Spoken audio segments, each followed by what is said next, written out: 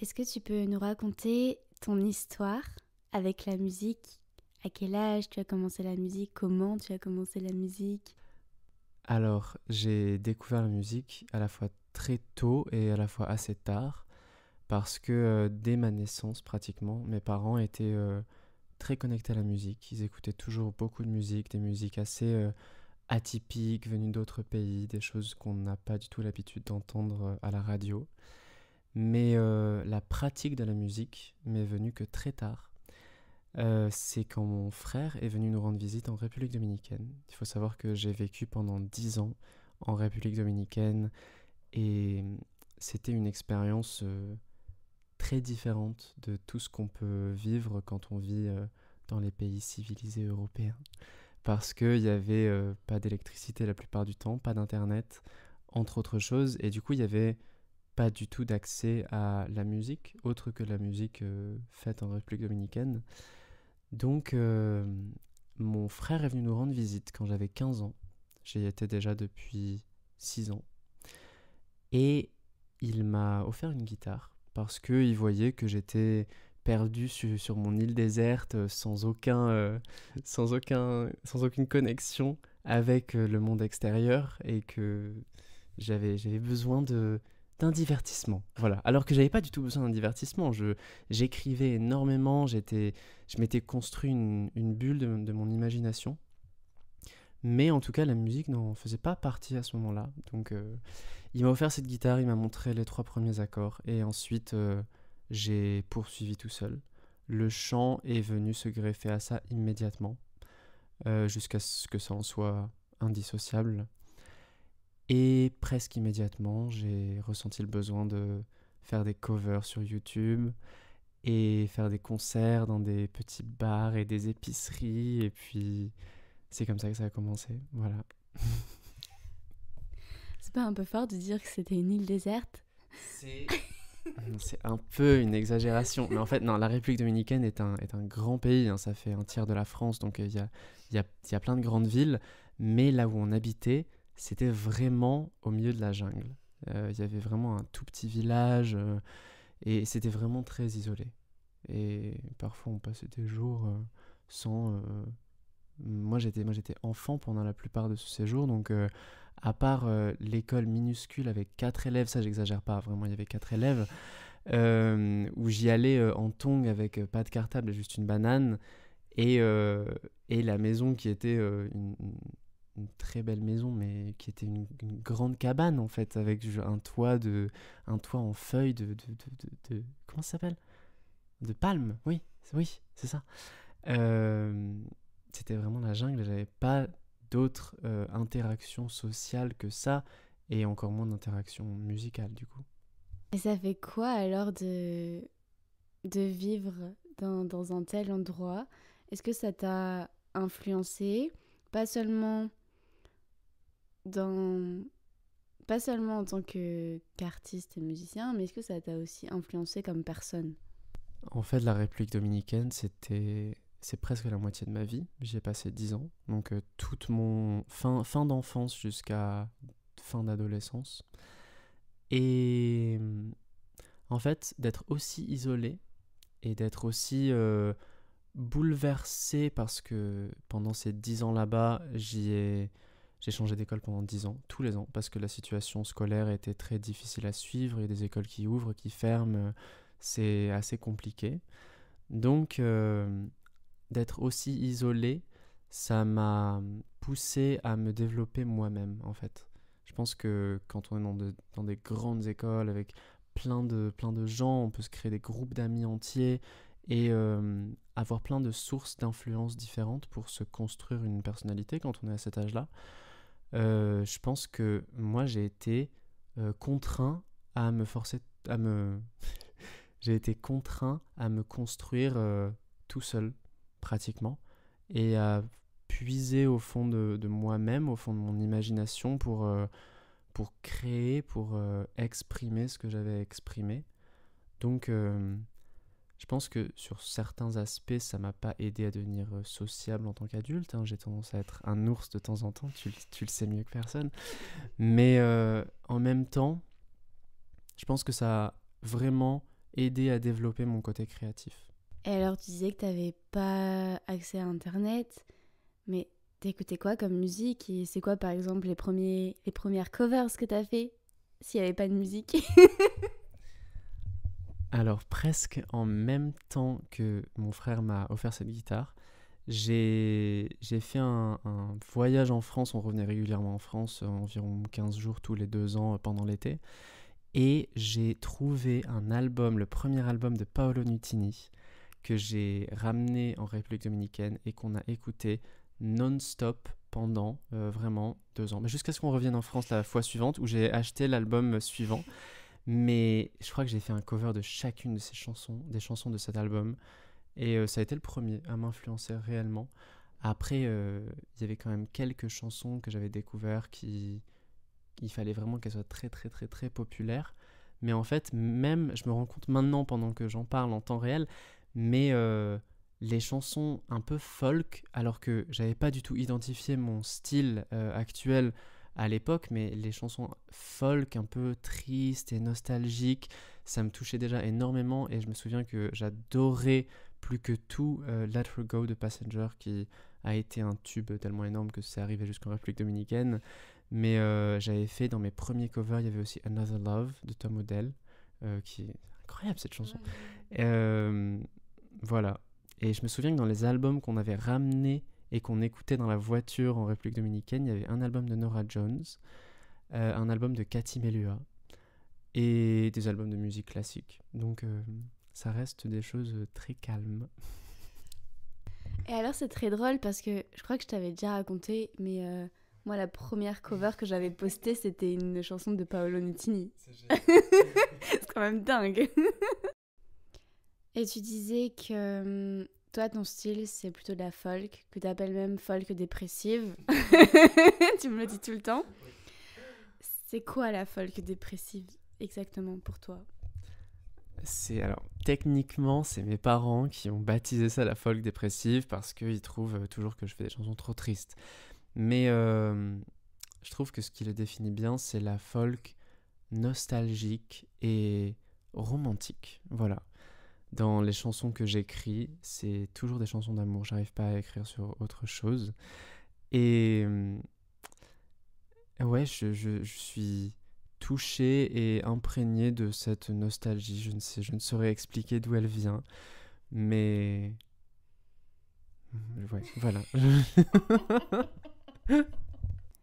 Et aujourd'hui, c'est quoi tes influences? C'est quoi qui te touche? Est-ce que ça reste la folk dépressive? Est-ce qu'il y a autre chose que t'écoutes et qui t'inspire? Depuis que je suis arrivé en France, j'ai eu le temps vraiment de me rattraper et d'écouter énormément de choses. J'écoute 3-4 heures de musique par jour et j'essaie d'écouter à peu près dans tous les styles et dans toutes les époques différentes. Et donc, il y a plein de choses nouvelles qui vont me toucher, même pas forcément des musiques en anglais, mais j'essaie de trouver des choses de toutes les origines, de toutes les nationalités, de toutes les cultures. Et je vais puiser un peu des inspirations un peu partout, parfois dans le jazz, parfois dans la musique classique. J'essaie de piocher un peu partout, mais c'est vrai que je reste très influencé par la folk. Et pour moi, ce qu'on va appeler la folk dépressive, c'est des chansons qui... Speaking is hard, singing is easier. Mais en fait, si j'écris des chansons qui correspondent à ce qu'on va appeler la folk dépressive, c'est parce que c'est comme ça que se matérialisent mes émotions de la façon la plus brute possible. C'est comme ça qu'elles transparaissent le plus facilement. Et pour moi, la folk dépressive, c'est ça. Désolé, j'arrive pas à dire ça sans... Si on appelait ça la folk nostalgique au lieu de la folk dépressive, c'est un peu plus vendeur, non? Oui, c'est carrément plus vendeur. Non, c'est pas forcément... On n'a pas besoin d'être dépressif pour faire de la folk dépressive. Ça n'a rien à voir. Encore plus que folk nostalgique, on pourrait la renommer folk émotionnelle.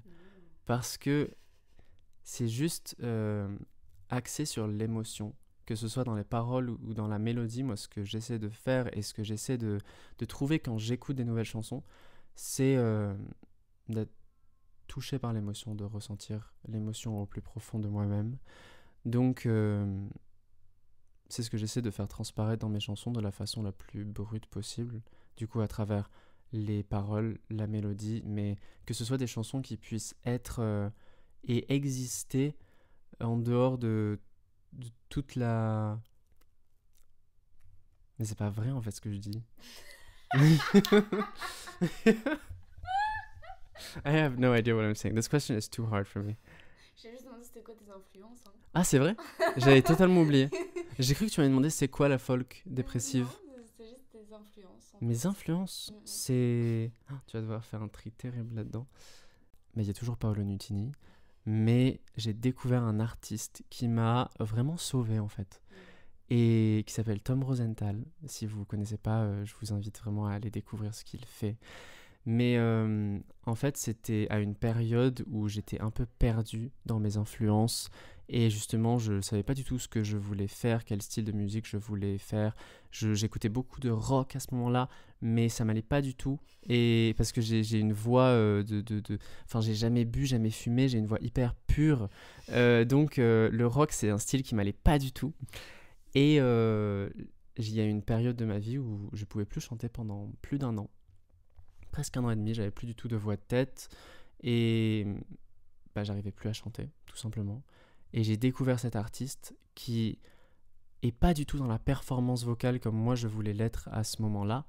Et ça m'a vraiment tellement inspiré, tout en fait. C'est quand tu découvres, c'est une sensation incroyable quand tu découvres l'artiste qui juste correspond parfaitement à chaque aspect de ta personnalité, de ta sensibilité. Et j'ai découvert ça en Tom Rosenthal. Et il m'a énormément influencé. J'arrivais pas du tout à écrire des chansons. Je me souviens que je venais juste de... J'ai pas parlé de The Voice, mais bon, j'ai fait The Voice, voilà. Et à la sortie de The Voice, j'avais compris, parce que c'était un peu propulsé au sommet de l'industrie musicale, mais en même temps, j'avais 17 ans et je savais pas du tout comment écrire des chansons, ce que je voulais faire, en quelle langue, mais je venais juste de saisir l'importance d'écrire ses propres chansons, parce qu'on peut pas éternellement faire des covers, et pour se développer en tant qu'artiste, il faut avoir ses propres chansons. Mais j'arrivais pas du tout à écrire, et je me souviens de cette période que ma mère m'obligeait tous les jours à prendre un carnet, à passer 1 heure à écrire, peu importe ce que c'était, même si c'était nul, à écrire, et j'y arrivais pas. Et effectivement, c'était nul. Et au moment où j'ai découvert Tom Rosenthal, c'est comme s'il y avait quelque chose qui s'était débloqué, qui m'avait montré la voie de ce que je voulais faire. Et j'ai commencé à écrire des chansons à ce moment-là. Et je crois à peine 1 mois après l'avoir découvert, j'ai écrit Reach for Your Heart, qui est maintenant sorti sur toutes les plateformes de streaming légales. Donc voilà, c'est mon influence principale. J'en ai d'autres. Il y a The Lumineers, Bon Iver, Passenger, Sleeping at Last. Un peu le même que toi finalement. Pas vraiment. Si, on en a plein en commun. Ouais, mais moi, Aurora. c'est influence principale. C'est qui tes influences principales? Moi, mes influences principales, c'est Aurora.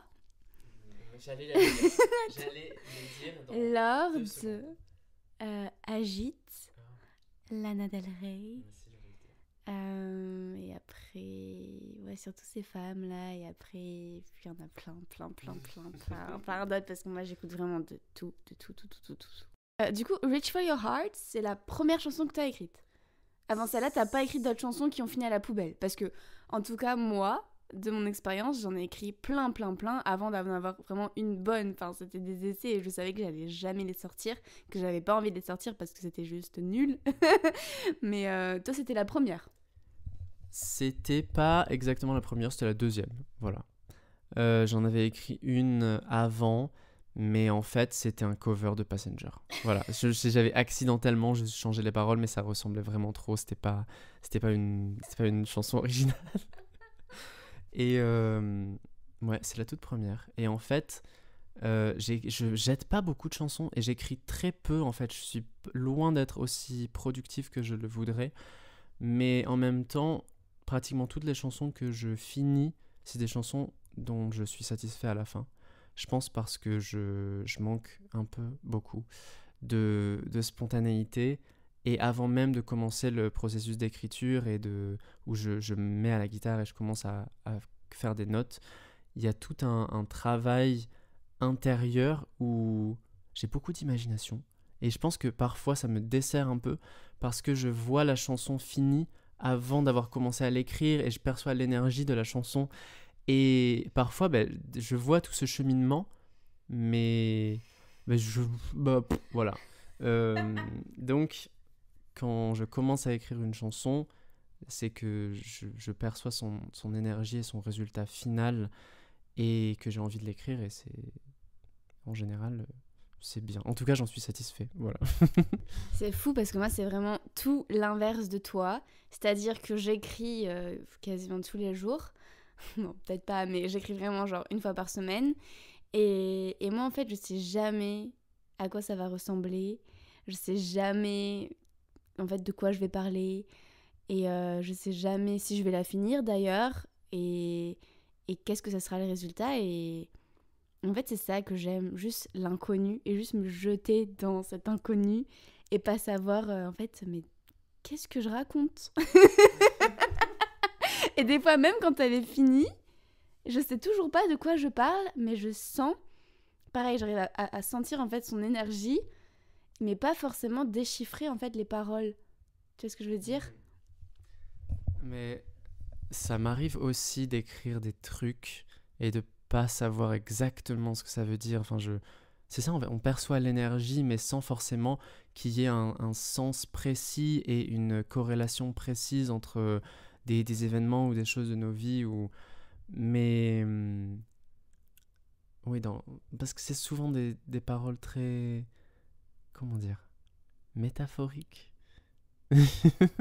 Mais en fait, tu fais quelque chose qui, moi, me fascine, c'est que tu es capable d'écrire une chanson et de la finir de A à Z en guitare-voix, et ensuite, c'est son entité comme ça en guitare-voix, et ensuite, elle peut partir dans n'importe quelle direction au moment où tu vas l'enregistrer, alors que moi, en général, et dans 99% des cas, j'ai pas écrit 99 chansons, mais...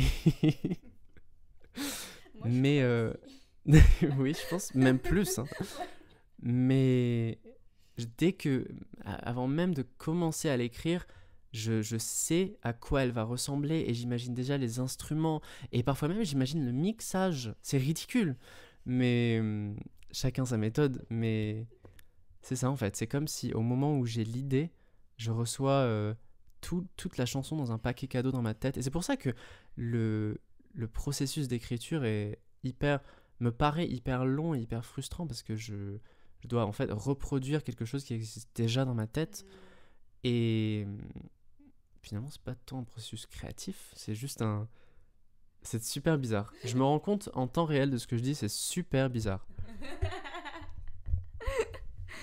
Ouais, il y a une question que je voulais te poser pour revenir à cette histoire de folk nostalgique. Non, du coup tu l'as rebaptisé folk émotionnel. Mais c'est tout le temps des chansons tristes que t'écris ?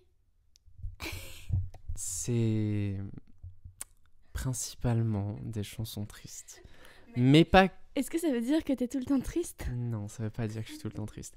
Mais en fait, vu que mon déclencheur pour écrire des chansons, c'est l'amour et l'intensité de cette émotion-là. J'ai pas eu une vie amoureuse très satisfaisante jusqu'à présent. J'étais souvent triste, souvent rejeté, souvent déçu. J'ai l'impression d'avoir une vie misérable, pas du tout. Mais c'est vrai que en amour, ça a été assez difficile pour moi jusqu'à maintenant en fait. Et encore, mais bon, j'ai l'impression que c'est un peu pareil pour tout le monde. Enfin, personne peut dire. Il y a certaines personnes qui. Moi, je me reconnais pas du tout dans ce que tu dis. Et moi, franchement, ma vie amoureuse, c'est l'éclate depuis toujours. Je me suis toujours... Enfin, ça a toujours été les montagnes russes, certes, mais ça a toujours été avec des moments très, très, très beaux et très, très, très forts. Et ouais, non, je me plains pas du tout de ma vie amoureuse, au contraire. So grateful. Oui, mais toi, c'est parce qu'il suffit que tu regardes les gens dans les yeux pour qu'ils tombent amoureux de toi. Donc évidemment, à partir de là, tout est plus facile. Je t'assure, c'est vrai. Prouve-moi le contraire. Tu ne peux pas, voilà. Donc, ouais, c'était aussi les montagnes russes, mais des montagnes russes difficiles à vivre, mais du coup, qui ont créé des sentiments très intenses, qui se sont ensuite cristallisés sous la forme de ces chansons, donc finalement, ça valait le coup. En fait, moi, j'étais comme toi au début, quand j'ai commencé à écrire, j'écrivais que des chansons tristes. En fait, pour moi, la musique, quand j'ai commencé, c'était vraiment ma thérapie. Et du coup, tout ce que je jugeais, entre guillemets, de négatif, j'avais besoin de l'exprimer et ça passait par la musique. Donc en fait, toutes les émotions que je voulais pas garder, je les mettais dans mes chansons, alors que quand j'étais joyeuse, je le gardais pour moi parce que je voulais le garder en fait. Je voulais pas forcément le partager, en tout cas pas à travers la musique. Et je me dis, c'est pas nécessaire que j'écris en fait sur ma joie, vu que je suis heureuse en fait de ressentir ça. Et la tristesse ou la colère ou peu importe, j'avais juste besoin de m'en libérer. Et c'était le moyen principal, c'était la musique.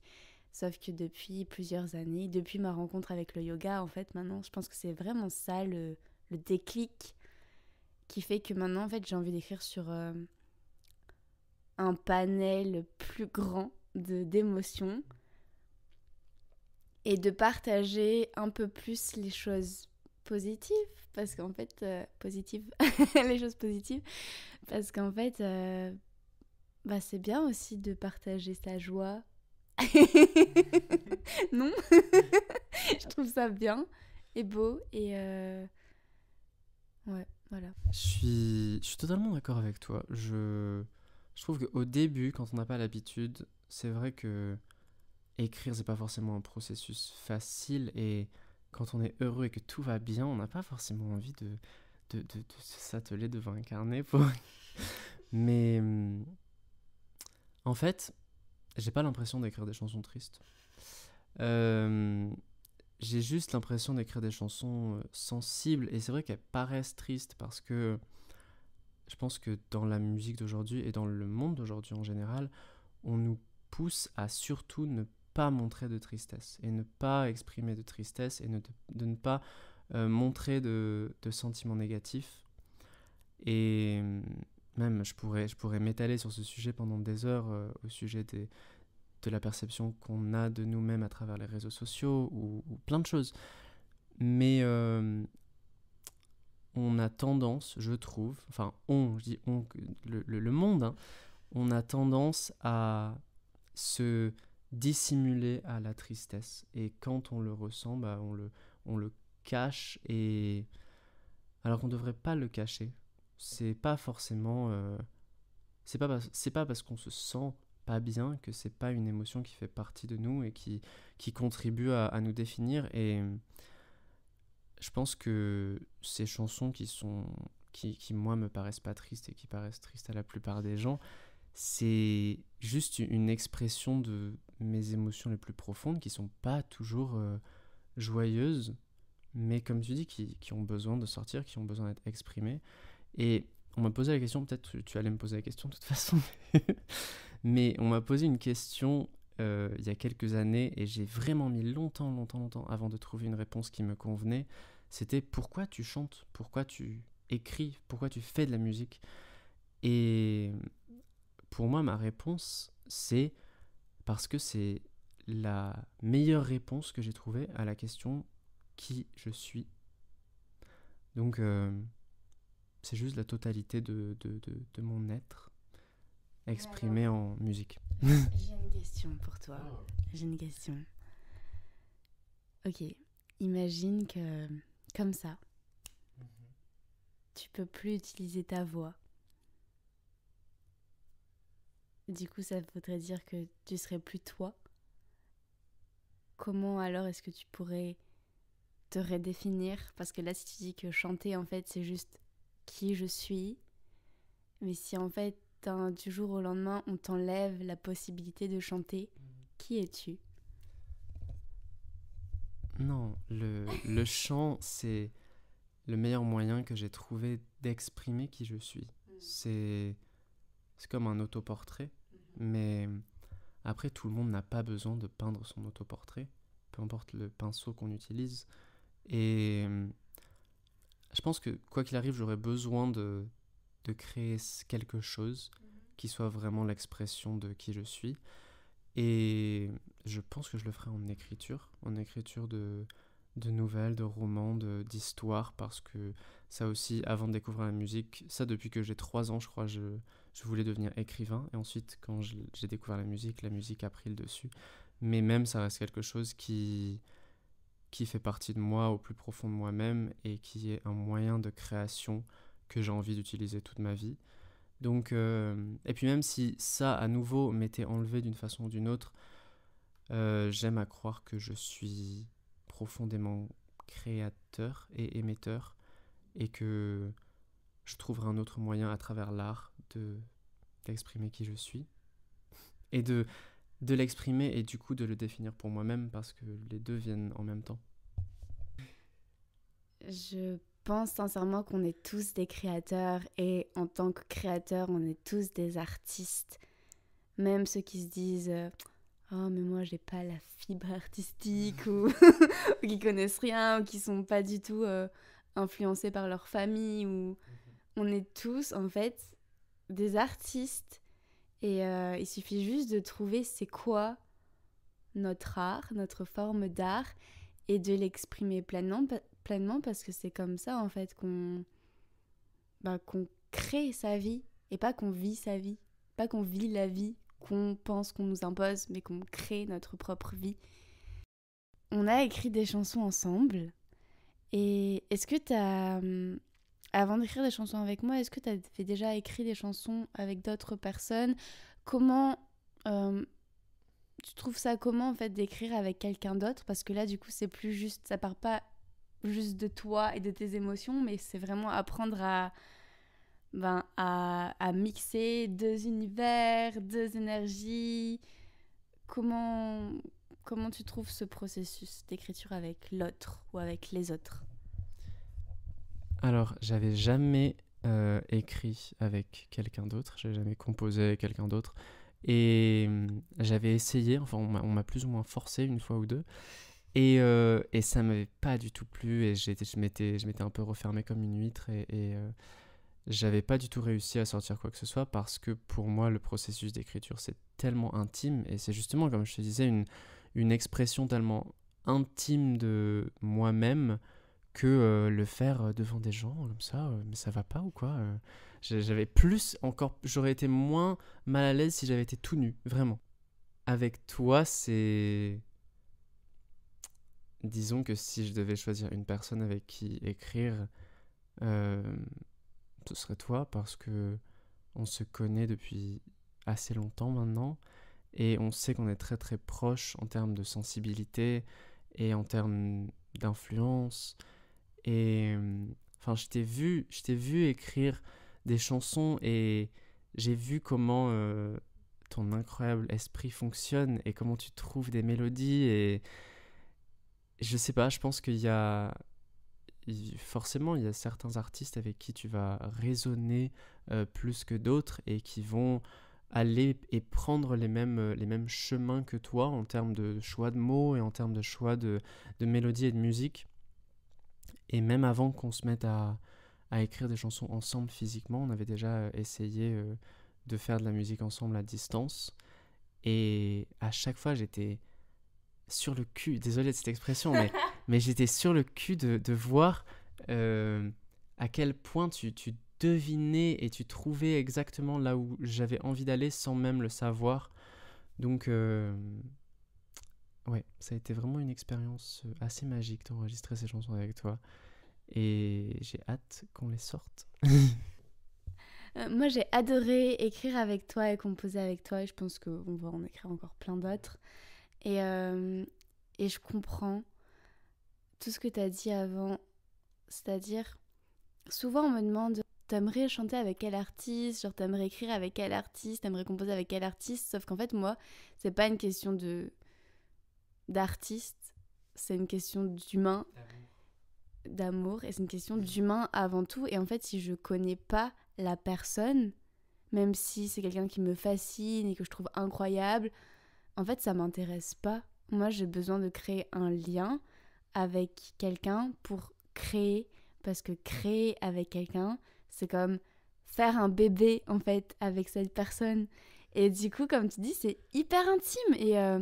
Et moi, pareil, j'ai dû écrire des chansons avec des gens que je connaissais pas ou à peine, dans des séminaires d'écriture, etc., organisés par des grosses maisons d'édition ou de disques.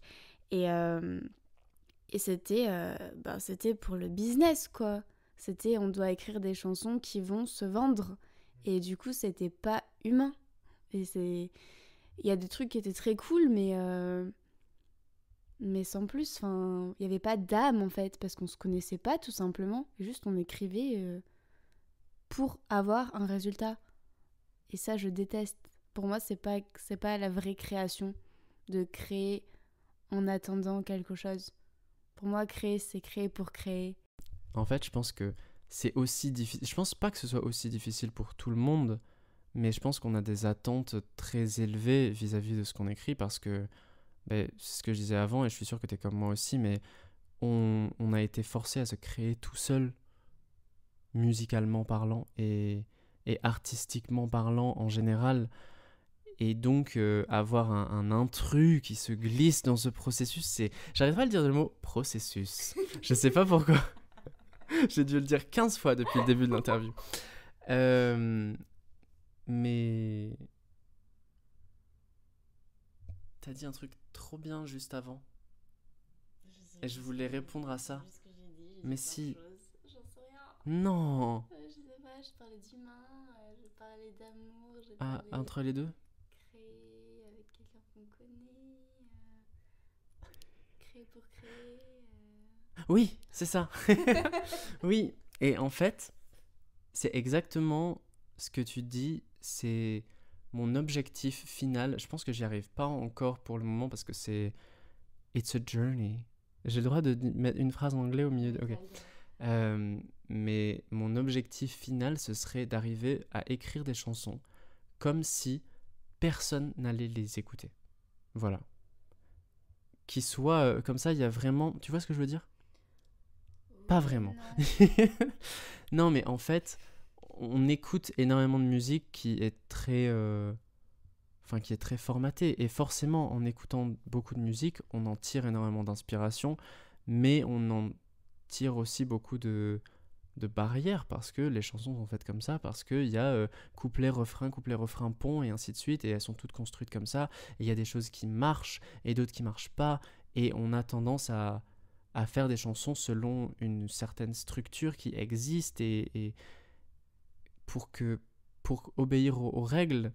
Mais en fait, plus ça va et plus ce que j'admire dans les chansons que j'écoute, c'est justement des gens qui n'ont rien à faire de ces règles et qui n'ont pas peur de faire des choses qui n'ont parfois aucun sens dans la logique des structures qu'on connaît.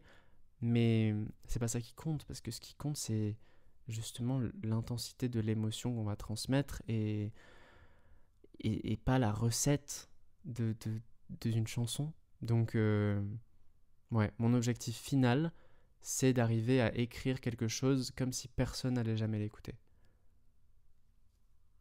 Et ensuite, les gens peuvent l'écouter, mais c'est pas le...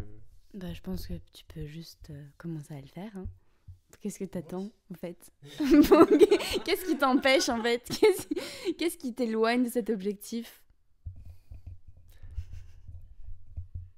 Je sais pas. Il y a encore des choses, mais quand on compose, on a tendance à vouloir faire des chansons de... Je sais pas ce qui m'en empêche. Je sais pas, peut-être juste des années et des années d'écouter de la musique et qui m'ont persuadé que la musique c'était comme ça et pas autrement. Mais c'est tout un travail de réapprentissage. Et en fait, je pense que c'est pareil dans tous les arts. C'est Picasso qui a dit que il a travaillé toute sa vie pour réapprendre à peindre et à dessiner comme un enfant. Et ça se trouve, c'est pas lui qui a dit ça, et je fais des fausses citations. Mais je pense que c'est lui qui a dit ça. Ça lui ressemble. Et... et... Ouais, je pense que on est tellement immergé dans une musique cadrée et structurée que il faut des années, voire une vie entière pour se défaire de tous ces codes. Et puis, c'est pas non plus l'objectif de tout le monde. Il y a des gens qui sont très épanouis en faisant de la musique avec une certaine structure préexistante. Il n'y a aucun mal à ça. Je sais pas pourquoi j'ai cet objectif-là, mais je sais que quand d'autres arrivent à le faire, c'est quelque chose que j'admire plus que tout. Je voulais dire, oui, je voulais rebondir sur un truc que t'as dit. J'adore ce mot, rebondir. Genre, à chaque fois, je vois l'image d'un petit ballon, genre, oh. Sur un truc que t'as dit, on a été forcé à se construire une identité musicale ou un truc comme ça. Qu'est-ce que t'avais dit ? À se forcer. On s'est construit. Mais qu'on était forcé. Qu'on était forcé à se construire tout seul. Oui. Moi, c'est pas le cas. Enfin, j'ai pas été forcée, en fait, au contraire, j'ai choisi. Parce que pendant des années, en fait, c'est comme si j'avais... Je n'ai pas été forcée, le mot est fort, mais j'étais contrainte. Ouais, t'as dit le mot forcé. C'est pour ça que ça m'a touchée, ça m'a interpellée. Et en fait, moi, c'était l'inverse de toi. C'est-à-dire que j'avais l'impression qu'on m'imposait d'être dans un style musical, d'être dans un univers musical, de devoir faire que de la pop électro, et que c'est comme ça que j'allais réussir. Et en fait, au bout d'un moment, je me suis dit, mais non, c'est pas du tout qui tu es, c'est pas ce que tu veux faire. Donc, get out of the system and do your own shit. Et voilà. Et du coup, moi, je fais de la musique dans l'objectif que personne l'écoute, en vrai. Je m'en fiche complètement des codes et plus j'avance, et plus c'est des musiques... j'appelle ça des musiques intuitives, en fait. Où des fois, c'est comme si, en fait, c'est même pas moi qui l'écris. C'est même plus moi qui l'écris, en fait. Je suis juste un canal et je me connecte à des énergies, souvent c'est des énergies divines, et y a des trucs qui sortent, et des fois qui sortent même pas dans une langue connue, mais voilà. C'est génial, et je suis hyper admiratif de toi. Et c'est vrai qu'il y a des fois où ça m'arrive, il y a plusieurs chansons que j'ai écrites, où il y a des morceaux de mélodie ou des paroles qui vont venir comme ça, sortis de nulle part. Et c'est assez incroyable comme sensation. Mais c'est vrai que j'ai l'impression qu'en tant qu'artiste, quand on veut faire quelque chose dans un style qui est un peu différent de ce qu'on nous propose à la radio, il faut vraiment faire tout ce chemin et traverser tous ces obstacles et se battre contre un monde entier qui essaie de nous enfermer. C'est hyper difficile.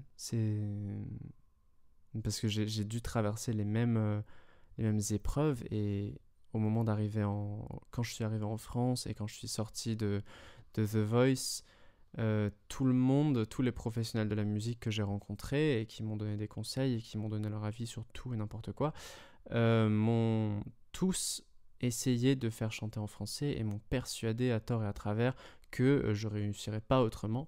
Mais j'ai encore à prouver que je réussirais en anglais. Mais en anglais, c'est entièrement moi, sans compromis, sans quoi que ce soit. Et je suis heureux de chanter en anglais parce que... et de chanter de la folk dépressive. De la folk quoi déjà ? De la folk émotionnelle. Ouais. Même si c'est un style qui n'existe pas en France. Mais la folk, je pense que la folk est émotionnelle. On n'a même pas précisé. Non, mais c'est vrai. Moi, je trouve que c'est un style qui touche... C'est quoi le mot ? C'est pas un nénuphar, c'est un... J'ai fait un mini AVC en live. Comment on dit quand deux mots veulent dire la même... Mais si, un... Oui, mais moi je suis très nulle en français. Mais si, un ectoplasme. Non, ça n'a rien à voir non plus. Mais... non, je veux retrouver ce mot. Je sais pas. Mais si. Mais non, mais je sais de quoi tu parles, mais je Oui. ne connais pas le terme. Non, il n'y a pas de téléphone. C'est pas possible. Je veux retrouver ce mot. C'est pas grave, Jenny. D'accord. On avance. ça va me hanter tout le reste de l'interview. Donc, qu'est-ce que je disais ? Et voilà, j'ai perdu toute ma logique, toutes mes idées. Mais oui. Oui, je disais que tu réussiras en anglais.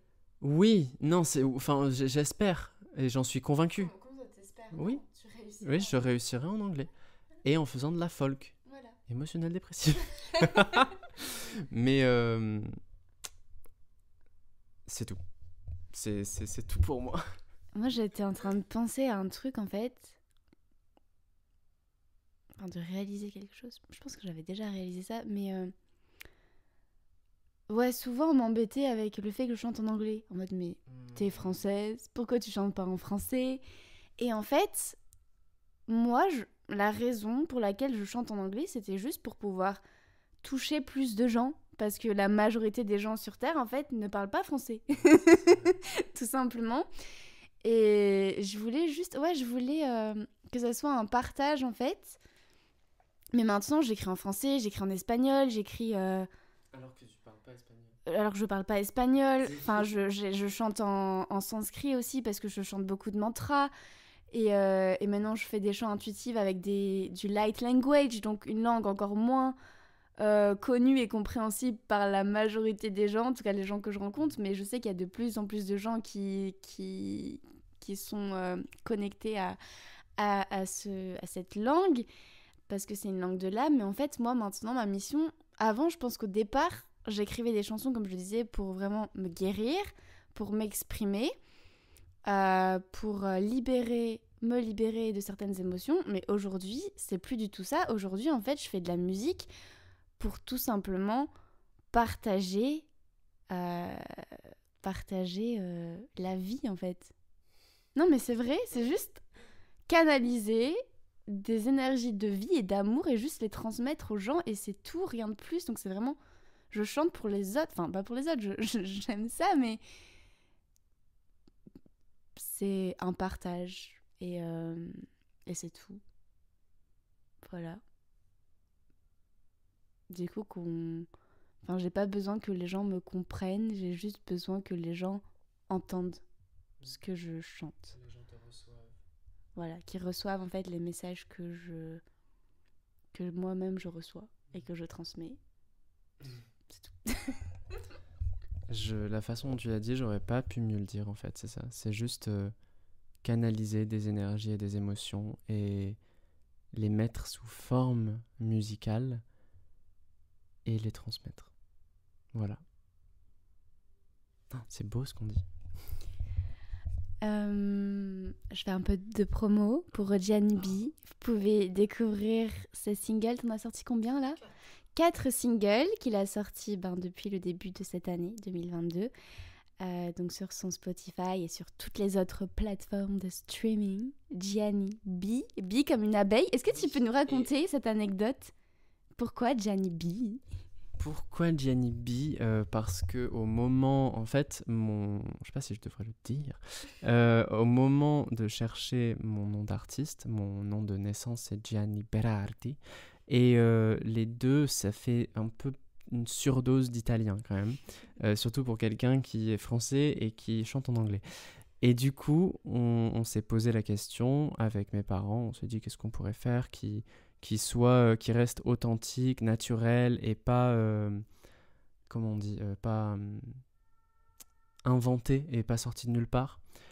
Et on voulait juste à la base réduire Gianni Berardi et juste garder les 2 premières lettres, donc Gianni B. Mais finalement, mon père a eu l'idée de rajouter un E derrière pour faire B comme une abeille.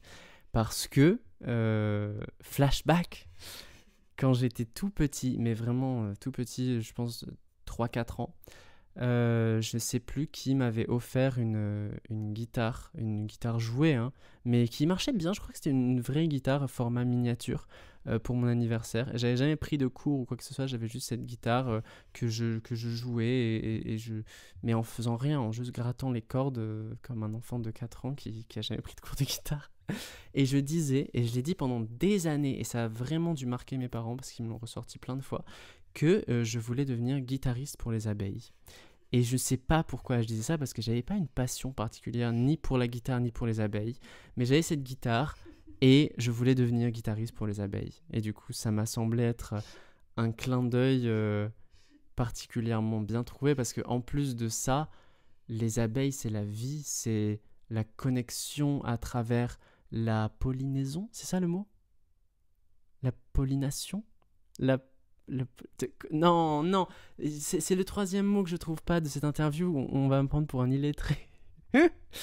Mais en tout cas, c'est la nature. En fait, tu chantes pas en français parce non, que tu parce que je parle pas français, les gens ne comprennent pas ça.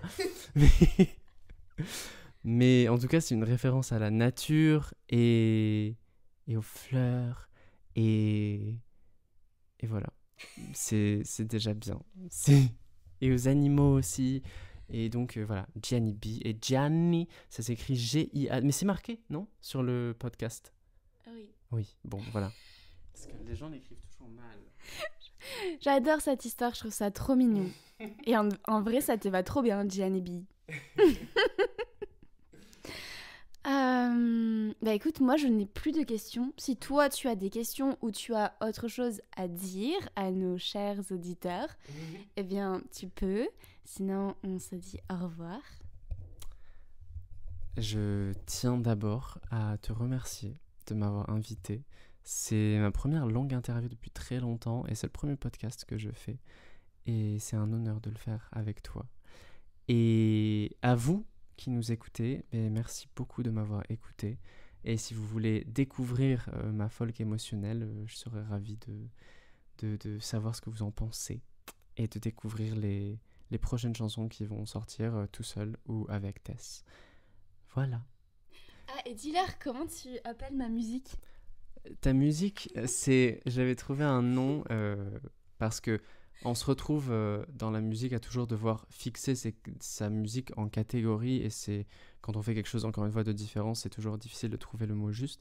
Moi, je trouve que tu fais de la folk spirituelle. Voilà, ça résume. Ça veut dire quoi ? Ça veut dire la folk pour moi, c'est toute cette notion émotionnelle qu'on a abordée avant et spirituelle parce que au-delà de juste transmettre tes émotions, tu transmets une notion de connexion avec le divin. Et en fait, c'est ça, en fait, t'es trop forte parce que ça va dans les deux sens.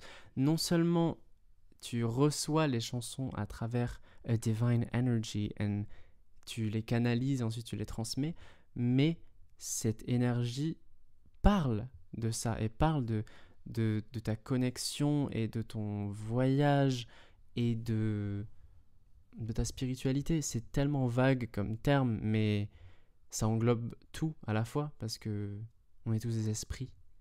Donc, voilà. Merci beaucoup Gianni B, c'était un vrai plaisir de t'avoir sur cet épisode. Je vous dis à très vite et encore une fois, n'hésitez pas à découvrir la musique de Gianni et d'écouter aussi ma musique en attendant de découvrir notre musique. Merci encore de nous avoir écoutés, je vous envoie plein d'amour et à très vite.